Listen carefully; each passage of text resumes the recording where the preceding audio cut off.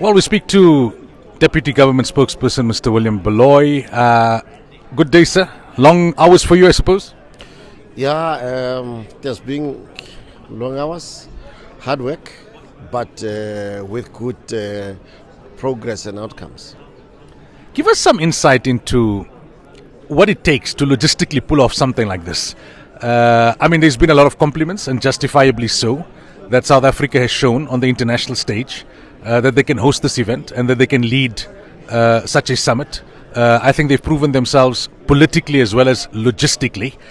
But give our listeners and viewers some insight into what kind of effort that takes place in the background to pull it off. I'm sure it's colossal. I think this is the results of hard work. As you might know, we took over the presidency in December 2024 from Brazil. We immediately then got down to start our plannings. There were different work streams, and there was a work stream that I was part of, dedicated simply to media logistics, including, of course, your transport and everything.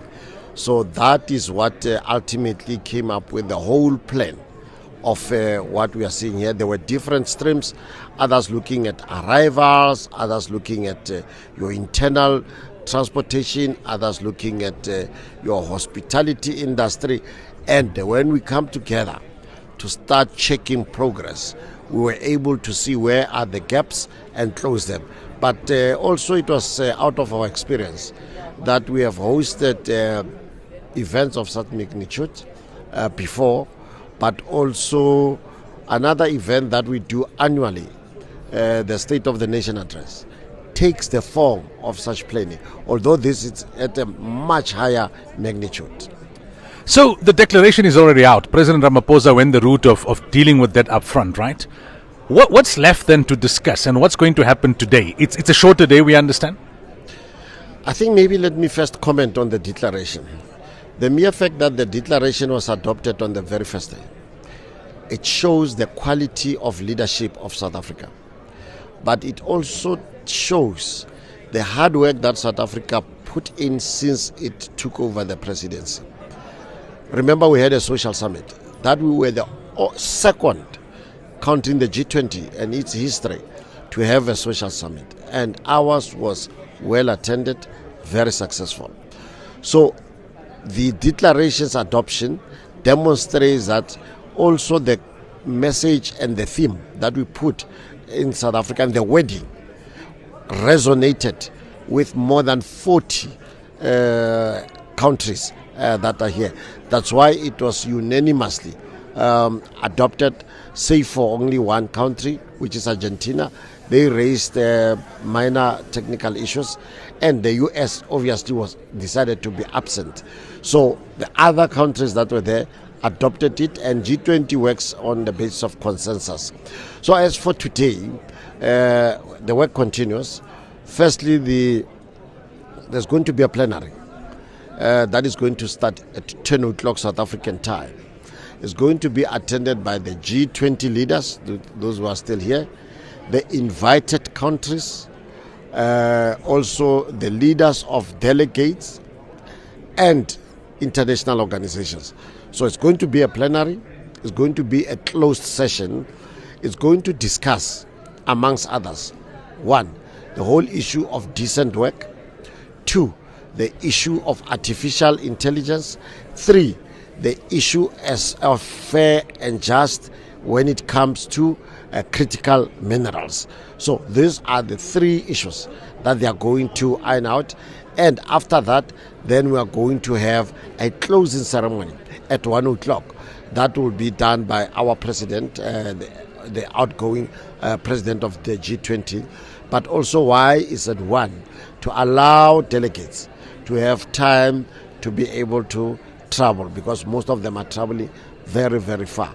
However, what we have decided was to also give the media, because they are quite an important stakeholder, because the world sees what is happening through the media. The media is the one that informs the world. The media also educate. So Brand SA one of our agencies is going to sponsor a special luncheon for the media today, just to thank them for the hard work that they have put. Lastly, on the issue of consensus, I see there's some debate amongst analysts saying that if the US has not attended and if Argentina was not all in and they had objections, can you still call it a consensus? Yes, of course it is. It depends also on how they describe consensus. But the G20, by its own nature, it adopts things by consensus. But let me give an example. It was held in Indonesia. There were issues that they couldn't agree on.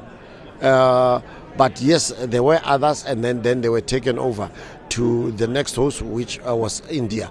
But in South Africa, they all adopted, and you can't put the US into the picture because they decided not to be here.